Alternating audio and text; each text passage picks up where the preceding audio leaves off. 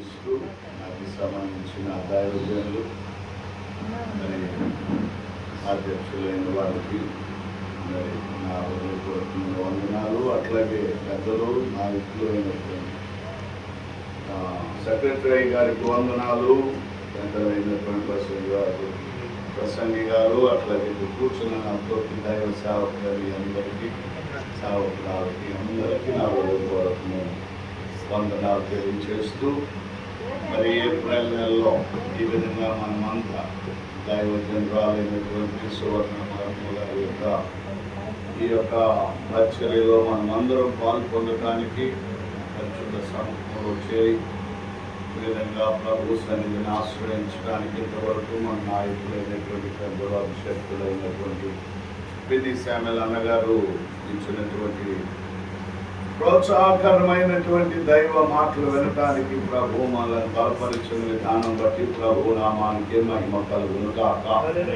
హల్లెలూయా. మీరందరూ నాకంటే పెద్దలే అయినప్పటికీ మరి దేవుడు నాకు ఈ సమయాన్ని ఇచ్చారో మరి నాకు ఇచ్చినటువంటి ఈ సమయాన్ని నేను మరి మీ మధ్యలో ప్రతి మాటలో మీతో పంచుకోవాలని నా హృదయంలో కూడా ఆశ ఉంది. ప్రభు ఇచ్చిన సమయాన్ని నేను సద్వినియోగపరుచుకుంటాను. మరి పరిస్థితులన్నీ కూడా ప్రతికూలంగా ఉండొచ్చు, భారంగా ఉండొచ్చు, ఆటంకంగా ఉండొచ్చు, అభ్యంతరంగా ఉండొచ్చు, ఇబ్బందికరంగా ఉండొచ్చు. దేవుని సేవకురాలు ఇక్కడ గొప్ప పరిచర్య చేస్తున్నారు. మేము వచ్చేటప్పుడు అనుకుంటా వస్తున్నాం, చాలా దూరం ప్రయాణం చేస్తున్నాం. ఆ సేవకురాలు మన కోసం ఎక్కడ మీటింగ్ దగ్గర అందరికంటే ముందు చేస్తూ ఉంటారు. వారు ఎంత ప్రయాసతో వస్తున్నారో, ఎంతగా ఆసక్తి కలిగి దేవుని పనిలో పరుగులు ఎదుగుతున్నారు అని మాట్లాడుకుంటూ వచ్చాం. మరి వారి యొక్క ఆసక్తిని చూసినప్పుడు వారుకున్న వృద్ధాప్యంలో ఆ వయసులో మరి వారికి కలిగినటువంటి ఆసక్తి చాలా గొప్పదని ఆనాడు సర్వమౌను గారు మహారాజు గారు అందరూ పెట్టినప్పుడు దూరదేశం నుండి సేవాదేశం రాని వచ్చి నేను విన్న దానికంటే వచ్చి చూడగా నేను తెలుసుకున్నది చాలా ఉంది అని అన్నారు. అట్లాగే మరి వచ్చినప్పుడల్లా ఏదో ఒక మాట, ఏదో ఒక చొరక, ఏదో ఒక మంచి కావచ్చు చెడే కావచ్చు ఏదో మాట వేస్తున్నారు సేవకులు అందరూ. మరి ఇందాక నేను రోడ్డు మీద నుంచి 15వ అధ్యాయం 58వ వచనం కూర్చుంటే కాస్త బాగుంటుందని ఆశ. కూర్చోండి. కాగా నా ప్రియ సహోదరులారా, మీ ప్రయాసము బహునందు వ్యర్థము కాదని ఎరిగి స్థిరులను కదలని వారును ప్రభు కార్యాభివృద్ధి అందు ఎప్పటికీ ఆసక్తులయ్యుండుడి. ఒక్కసారి దయచేసి మీరు ఏమనుకోవాలి నాతో పాటు చెప్పండి. ఎప్పటికీ ఆసక్తులయ్యుండుడి. అదే నా హృదయంలో పెట్టినటువంటి ఒక మాట ప్రభు. రాత్రి ఎక్కడో మా బ్రాంచ్ సంఘంలో వర్తమానం ఒకరోజు జరిగితే అక్కడ వర్తమానం బోధిస్తూ ఉండగా ప్రభు రేపు నువ్వు అక్కడికి వెళ్తావు, అక్కడ ఈ మాట చెప్పాలి అన్నారు. మరి ఈరోజు నాకు ఈ సమయం ఇస్తారో నాకైతే తెలియదు, కానీ ఆత్మదేవుడే వారిలో నుంచి మాట పలికింపు చేశారు. వారు కూడా నాకు ఎప్పుడు సమయం ఇస్తారా అని ఆశతో ఎదురు చూస్తూ ఉన్నాను. నేను కూడా ఏదేమైనప్పటికీ ప్రభు నా హృదయంలో పెట్టిన గొప్ప మాట ఏమిటంటే ఎప్పటికీ ఆసక్తులయ్యుండుడి. హల్లెలూయా. మన యొక్క సేవా అనుభవంలో, సేవా జీవితంలో ప్రభు కొరకు మనం పరుగులెడుతూ ఉండగా, ప్రభు పని మనం చేస్తూ ఉండగా, నశించిపోతున్న ఆత్మల కొరకై భారం కలిగి మనం పరుగులెడుతూ ఉండగా, ఆత్మను సంపాదించాలి. నరకానికి పోయేవారిని బలవంతము చేతనైనను ప్రభు రాజ్యములోనికి లాగాలి. ప్రభు మనకి ఇచ్చినటువంటి ఈ యొక్క పిలుపుకు తగినట్లుగా మనము పరుగులెడుతుంటే అనేకమైన అవరోధాలు, ఆటంకాలు, అభ్యంతరాలు, అడ్డుబండలు, ప్రతికూలమైన పరిస్థితులు, మరి ఇలాంటి ఎన్ని కలిగినా, ఎదురొచ్చినా, ఎదుర్కొన్నా ఈ మధ్యాహ్నం పరిశుద్ధాత్మ దేవుని చేత బోధించబడుతున్నటువంటి ఒక ఆత్మీయ హెచ్చరిక సంఘంలో ఉన్నటువంటి విశ్వాసులేమి, మనము ఒక తోటలో జత పనివారమైన సేవకులమైన మనందరికీ ఏమి కావలసినటువంటి ఒక అద్భుతమైన హెచ్చరిక ఏంటంటే, ఎప్పటికీ ఇప్పుడు అప్పుడు, ఈ సందర్భం ఆ సందర్భం, ఈ సమయం ఆ సమయం, ఈ పరిస్థితి ఆ పరిస్థితి అని కాక, ఆలోచన చేయక, అనుమానించక, సందేహించక, ఆలస్యం చేయక, అవగాహన లేని వారుగా ఉండక, మనం ఎప్పుడు కూడా ఎల్లప్పుడూ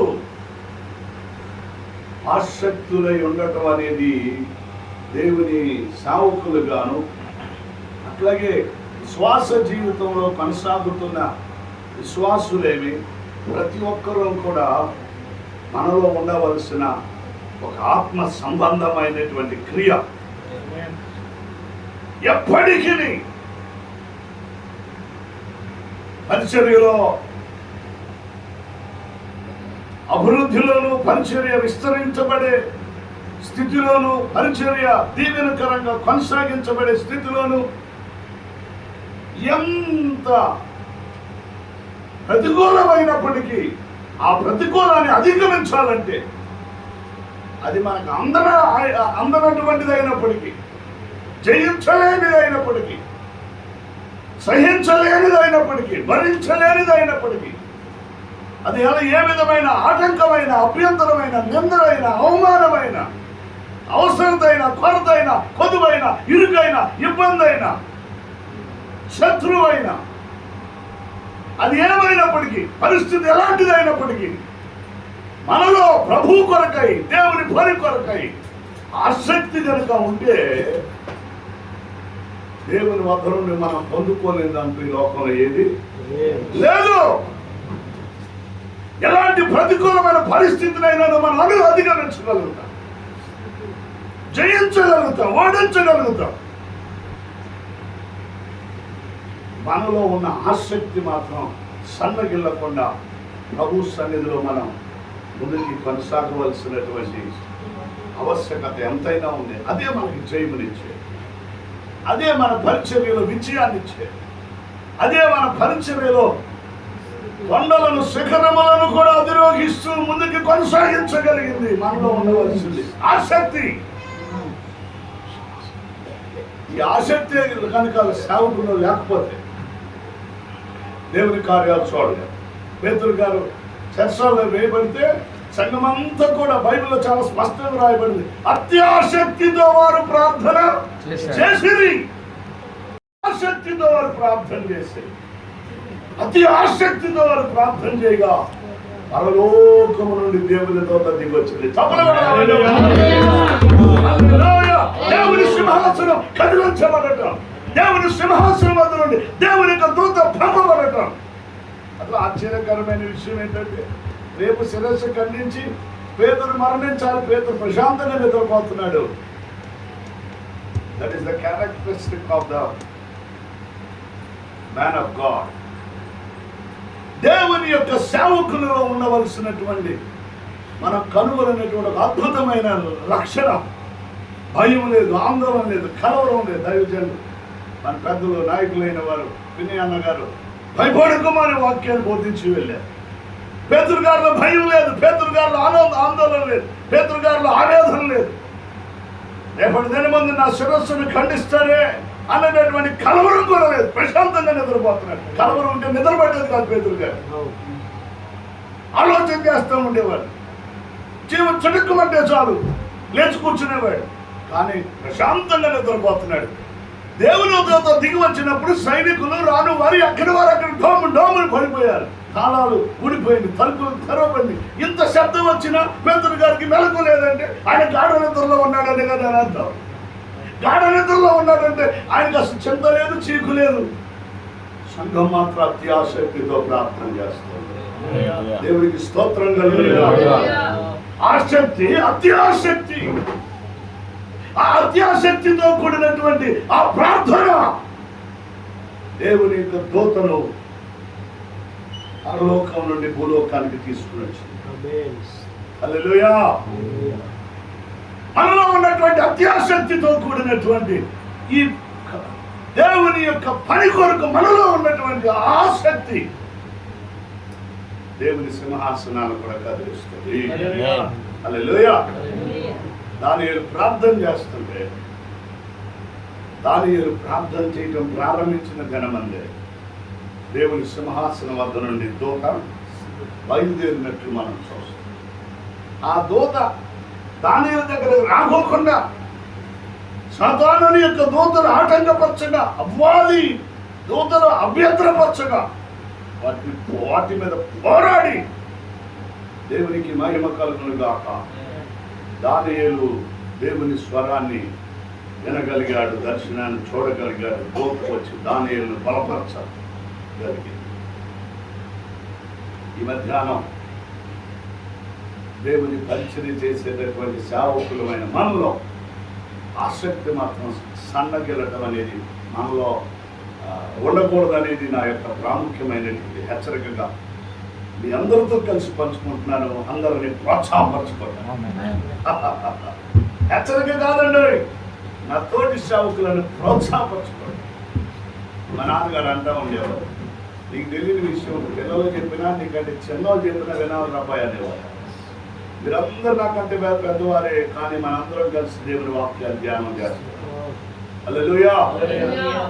దేవునికి మహిమ కలుగునుగాక. హల్లెలూయా.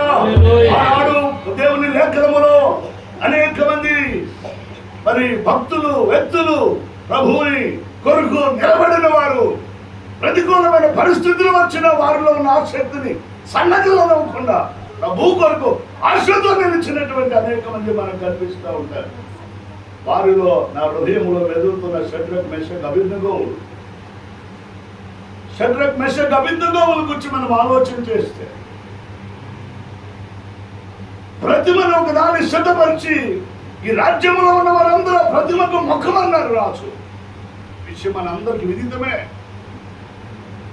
కానీ షడ్రక్, మెషక్, అబేద్నెగోవులు చెప్పిన మాట ఒకటే, ఈ పని మేము చేయము, ఇందుకు కూర్చున్న ప్రత్యుత్తరం నీకు ఇవ్వవలసిన అవసరం మాకు లేదు.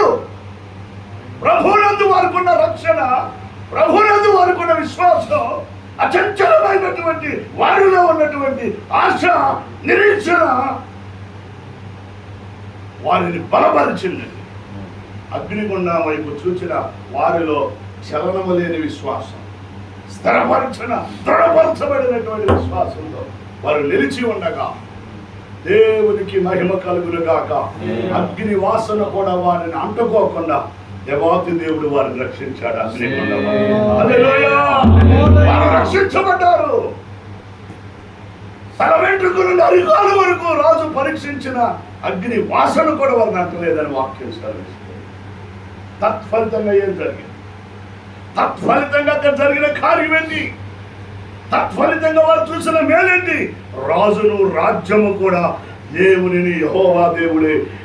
ఈ షడ్రక్, మెషక్, అబేద్నెగో దేవుడే నిజమైన దేవుడు అని రాజు చేత దేవుడు పలికింపచేశాడు. ఈ రోజు నుండి ఈ రాజ్యంలో ఉన్న వారందరూ ఆ దేవుడిని ఆరాధించాలని అన్నారు. దేవునికి మహిమ కలుగునుగాక. వారిలో ఉన్నటువంటి అస్థిరమైనటువంటి ప్రభువు కొరకు వారికి ఉన్నటువంటి ఆ యవ్వన కాలంలో వారు ఏ దీక్షనైతే ప్రారంభించారు, ఏ వ్రతమైతే ప్రారంభించారు, ప్రభు కొరకు ఏ విధంగా పని చెయ్యాలి అని, నిలబడాలని వారిలో దృఢ నిశ్చయిత చేసుకున్నారో దాని యందు వారు ఆసక్తులై నిలిచి ఉండిరి. ఆ ఆసక్తి ఏం చేసింది? అగ్నిగుండాన్ని కూడా లెక్క చేయలేదు. అగ్నిగుండం లాంటి ఆటంకాల అభ్యంతరాలు దేవుని పనిలో, దేవుని యొక్క పరిచర్యలో, మన వ్యక్తిగత జీవితంలో మనం ఎదుర్కొనవలసిన పరిస్థితి వచ్చినప్పటికీ దేవునికి మహిమ కలుగును గాక. షద్రక్ మేషక్ అబేద్నెగోల వలె ప్రభువు కొరకు ఆసక్తి కలిగి నిలుచుదము గాక. హల్లెలూయా. రాజు శాసనం చేశాడు, శాసనానికి భయపడ్డాడు, రాజు మాటకు భయపడ్డాడు.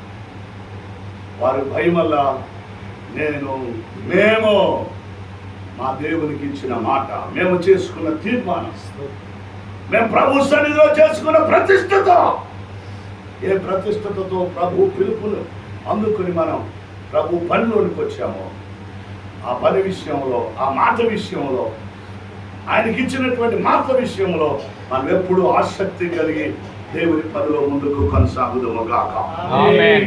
అందరూ ఒకదారి, నీది ఒకదారి, అందరూ ఒకదారైనా మనం మాత్రం ఒకదారిలోనే ఉండాలి, మన దారిలోనే ఉండాలి. 450 మంది బయలు ప్రవక్తలన్న రోషం కలిగి నీ కొరకు నేను ఒక్కడే ఉన్నానన్నాడు.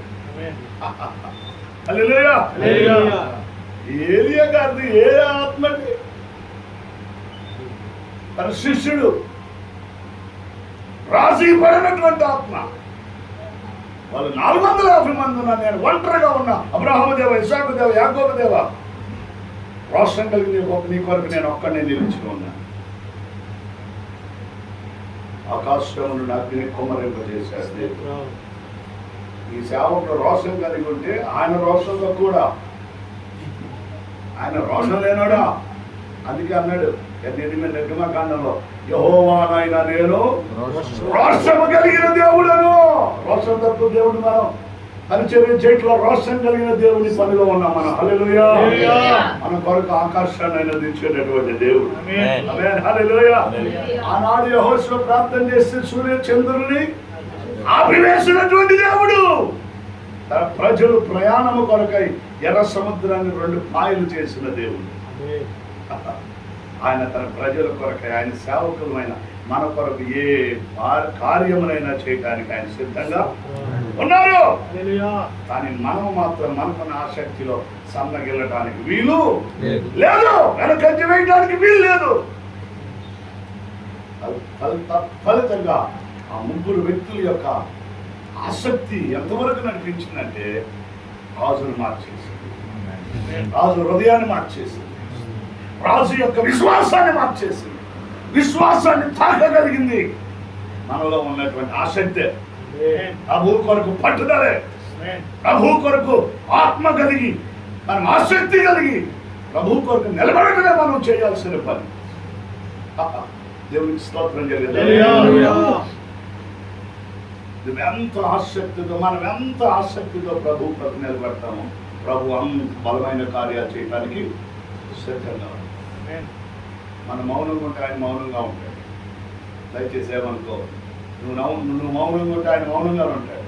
నువ్వు ప్రార్థన చేయకపోతే ఆయన ఏం మాట్లాడు, నువ్వు ఉపవాసం ఉండకపోతే ఆయన ఏం మాట్లాడు, నువ్వు ప్రణాళిక చేసి పని చేయకపోతే ఆయన ఏం మాట్లాడు, నువ్వు విశ్వాసం అడుగు వేయకపోతే ఆయన మౌనంగానే ఉంటాడు. ప్రభు కొరకు ఆసక్తి కలిగి మనం ఎప్పుడు పని చేయుదుము గాక. పని చేసే విషయంలో నిర్లక్ష్యం లేకోకుండా, అలసిపోయిన వారుగా కాకుండా, నిర్లక్ష్యముగా ఉండకోకుండా ఆత్మ ఆసక్తి ఎప్పటికీ పౌలు గారు కొరింథీలో ఉన్నటువంటి సంఘానికి హెచ్చరిక చేస్తున్నాడు. ఈ మధ్యాహ్నం ఇక్కడ ఉన్నటువంటి సంఘాన్ని కావచ్చు, ఈ మైక్ ద్వారా ఈ మాటలు వింటున్నటువంటి దేవుని యొక్క జనాంగమే కావచ్చు, నా ప్రియమైన సహోదరులైన వారందరూ కూర్చు ఈ మధ్యాహ్నం ప్రభు మాట్లాడుతున్న మాట, మీరు ఎప్పటికీ ఆసక్తి కలిగి ఉండండి. అమ్మగారు, సౌర్ణమ్మగారు, కొద్దిమంది అనుకో మాకు తల్లి, దేవుడు వారిలో ఒంటరైన వారిని 10,000 మందిగా చేశాడు. దేవుని కొరకు ఎప్పటికీ ఆసక్తి కలిగి మీరు ప్రార్థన చేస్తూ మీరు పని చేస్తే దేవుడి మందిరం చాలానంత మంది ప్రజలు తీసుకొస్తారు. అరే నేను భరించలేకపోతున్నాను బాబు అనేటటువంటి ప్రజలు నడిపించుకొస్తారు. ఇటువైపున వదవేయమన్నాడు ప్రభు పేతురును. అయ్యో రాత్రంతా శ్రమ పడ్డామండి, రాత్రంతా ప్రయాసపడ్డామండి, అయ్యో రాత్రంతా కష్టపడ్డామండి, ఇప్పుడు కుడివైపు వేయవయ్యా. ఆయన చెప్పిన మాట ప్రకారం కుడివైపును వెలవేస్తే వల పిగిలిపోయాం. హల్లెలూయా. విస్తారమైన చేపలు పడితే దేవునికి మహిమ కలుగును గాక. ఎరుకో నీకు అప్పగిస్తానని ప్రభువు ఆనాడు ఆ నాయకుడు తెలియచేస్తే ఆ ఎరుకోని జయించడానికి దేవుడు చెప్పినటువంటి మాట ఏమిటంటే దాని చుట్టూ ప్రదక్షిణం చెయ్యి. ఆమేన్. దేని చుట్టూ అండి? ఎరుకో చుట్టూ తిరుగు. మనం మౌనంగా కూర్చుంటే ఏం పని జరగదు ఇక్కడ, ఆత్మ రక్షించబడవు ఇక్కడ. ఒకరోజు మా నాన్నగారు సేవ దినాల్లో, ప్రారంభ దినాల్లో ఎవరేస్తున్నాం సేవకు రాకముందు, అది భయంకరమైన ఊరు. యేసుదాసయ్య గారికి తెలుసు. కొట్లాట్లు, ఎప్పుడు తమిళాట్లు, ఎప్పుడు కొట్లాట్లేదు. భయంకరమైన ఊరు మేడూరు అనేది. ఏంటి నాయన ఈ పరిస్థితి అంటే దేవుడు అన్నాడ, బైబిల్ పట్టుకుని ఊరు చుట్టూ తిరిగన్నాడంట. దేవుడు ఇస్తాం. ఓ రోజు తిరిగారు, 2 రోజులు, 3వ రోజు ఒక ఎదురుపడి 7వ రోజు చేస్తున్నా ఉన్నాడంట. ఎరుకోను కూడా మీకు ఇవ్వడానికి నేను ఎరుకో చుట్టూ తిరగండి. దైవ సేవకురాలు గురించి కూడా నేను కూడా చెప్పేది ఏంటంటే బైబిల్ పట్టుకుని తిరగటమే ఈ ఊరు చుట్టూ. ఈ ఇల్లు లేదు, ఆ ఇల్లు లేదు, ఈ పేట లేదు, ఆ పేట లేదు, ఈ వాడకట్లేదు, ఆ వాడకట్లేదు, ఊరు చుట్టూ తిరగాలి. రాబోయే ఏమని అడిగినా అడగపోయినా తిరగాలి. మా ఇంటికి రమ్మనకపోయినా తిరగాలి. ఆ ఇంటికి వెళ్ళమని కాదు నేను చెప్పేది, తిరగాలి ఊరు చుట్టూ. నేను ఒక రోజు నేను మనదరు మోసి నాతో పాటు ఉంటాడు ఎప్పుడు మా విశ్వాస అని అంటే ఫాస్ట్ కదా వాళ్ళు తీసుకెళ్తానికి ఈ చివరి నుండి ఆ చివరికి వస్తాడు. దేవాతి దేవుడి రాత్రి మధ్యాహ్నం వేళ దైవ జనురాలైన వారితో మాట్లాడుతున్నారు. సువర్ణమ్మ అమ్మగారితో దేవుడు మాట్లాడుతున్నారు. ఈ గ్రామాన్ని నీ స్వాధీనం చేయబోతున్నాడు. మేము వచ్చేటప్పుడు మన ఐపీసీ చరిత్రకు వచ్చి ఆలోచన చేస్తా వచ్చాం, మాట్లాడుకుంటా వచ్చాం చాలా విషయాలు. దేవునికి స్తోత్రం కలుగును గాక. ఈ మధ్యాహ్నం పరిశుద్ధాత్మ దేవుడు మాట్లాడుతున్నారమ్మా, సూటిగా మాట్లాడుతున్నారమ్మా. పరిశుద్ధ గ్రంథాన్ని చేతబట్టి ఊరు తిరుగుతూనే ఉన్నామా. నేను పలకరించినా తిరుగుతానే ఉంది. రోజు తిరుగుతున్నాం. కృష్ణాపురంలో మా సేవకుడు రూమేన్ గారిని చెప్పాడు, అబ్బాయి నువ్వు లేచి ఉదయాన్నే 4 గంటలకి ప్రార్థన తర్వాత 5 గంటలకి ఇంకా మస్కొండగానే సిమెంట్ రోడ్డే కదా, గతుకుల రోడ్డు కాదు కదా, రోడ్లన్నీ బాగున్నాయి కదా, ఎగురు తిరిగిగా లేవు కదా, నీకు ఇబ్బంది లేదు కదా, ఊరు చుట్టూ తిరిగిరా, బజార్లన్నీ తిరిగిరా. ఎందుకయ్య గారు? ఎందుకా కాదే బాబు, నువ్వు తిరిగిరాయా బాబు. నీ పాదాలు తిరుగుతుంటే ప్రభు తన కార్యం చేయడం మొదలు పెడతాడు.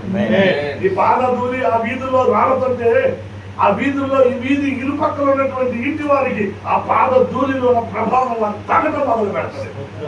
హల్లెలూయా. ఆ యొక్క మరి వారు నిన్ను అంగీకరించకపోతే నీ పాద ధూళి ఆ పట్టణంలో దులిపిరమ్మన్నాడు ప్రభు.